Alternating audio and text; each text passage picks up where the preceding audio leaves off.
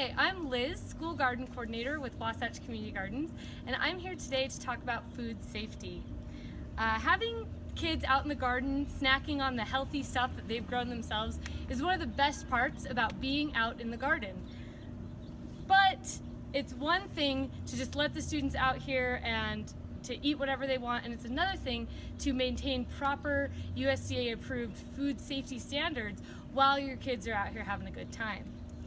Luckily, having a food safe garden does not have to be that difficult. In fact, it's a lot easier than you'd think. The State Health Department of Utah has taken the USDA guidelines for food safe school gardens and has broken them into 12 really easy steps that almost every school garden can comply with.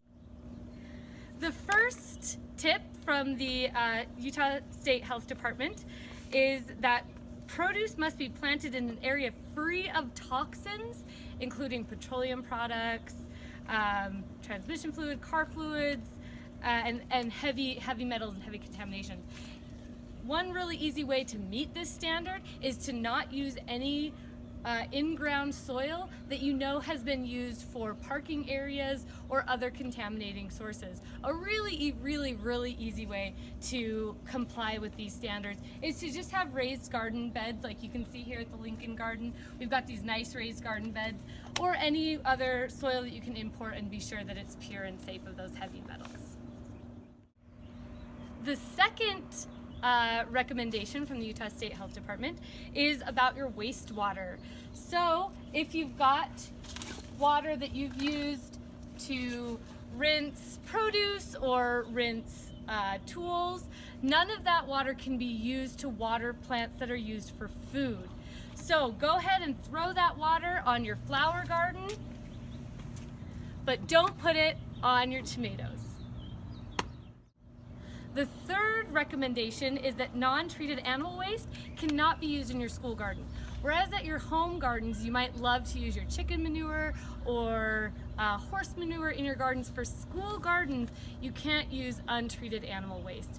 Now, just to make that easy, just go ahead and purchase all your compost pre-packaged. That way it's super traceable and you know where that's coming from.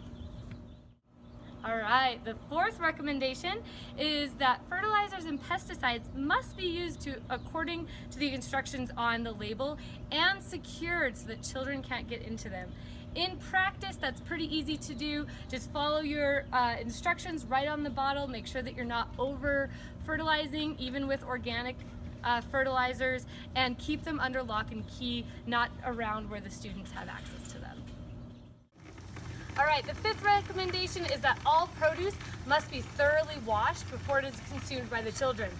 Now, this is a little bit tricky because the best part about being out here in the garden is picking things straight off the vine and eating them. So the way that we deal with that, if you have running water convenient in your garden and students can just pick the cherry tomato, rinse it off under running water, then they can go ahead and eat that. If you don't have access to running water in your garden, use a food safe spray bottle for the students, and you can spray either directly on the vine so that the kids can come and pick and eat, or you can spray after the students have picked it.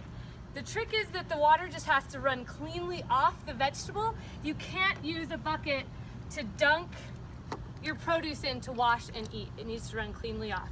So either the spray bottle or the clean running water. Alright, the sixth recommendation is that produce waste cannot be left on the ground. What that means for gardeners is that you cannot leave raw food in any unopened bin. That includes compost bins. Now at home, I get it. You want to have those nice compost bays where you can flip the compost. In school gardens, it's a little different. No raw food can go straight on the ground. If you'd like a compost system at your school, invest in a tumble composter or other fully enclosed compost system. A great alternative to all that is using the city's brown bins and explaining to the students how composting can be something that's done on a larger scale, on a municipal scale, and that doesn't necessarily have to happen here at the garden. All right, that brings us to number 7, compost.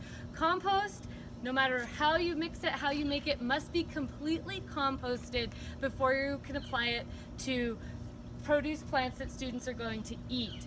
So again, just like that manure, buy compost for traceability and to make sure it's totally composted.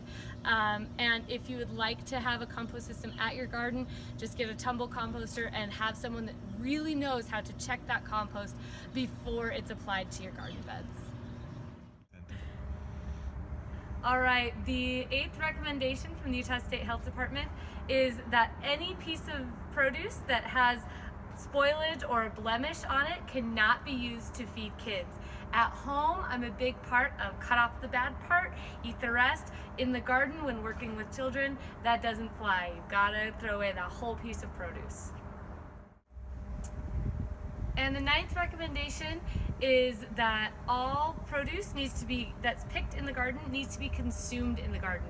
So no processing produce to leave the garden. So for freezing or to just be put in Ziplocs. If you want to send produce home with the kids, it needs to be whole, unprocessed produce. So no processing produce in the garden to be sent home or for later consumption. Eat everything that you pick in the garden itself.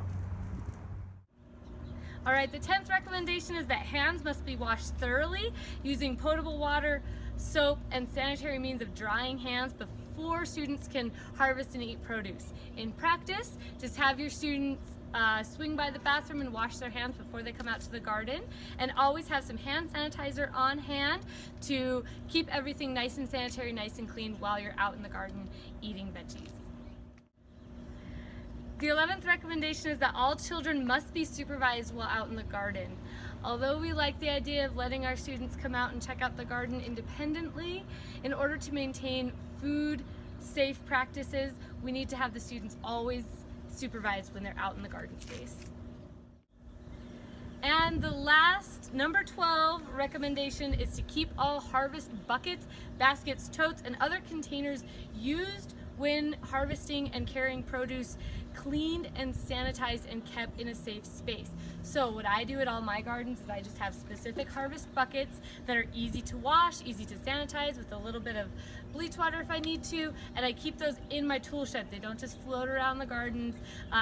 Don't use baskets that you can't sanitize. Just have a couple nice, sturdy harvest buckets, and those are what you need to use to harvest any produce you're gonna eat. So that's it. Maintaining a food safe garden is pretty easy when remembering these 12 rules. If you have any other questions, check out our website, wasatchgardens.org, where we have lots more tips, tricks, and recommendations for food safety, general gardening, and other things you might be interested in your school garden.